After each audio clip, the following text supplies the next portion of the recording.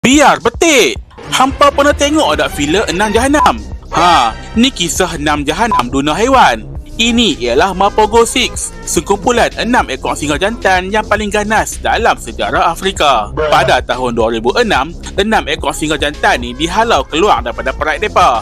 Perai tu kumpulan yang biasanya ada singa-singa jantan dan betina yang hidup sama-sama. Memang lumrah alam lah, bila singa jantan dah matang, mereka kena bina perai mereka masing-masing dan beranak pinak dengan singa-singa betina lain. Tapi mereka ni pikuk lain. Mereka tak cari betina, tapi mereka cari kuasa.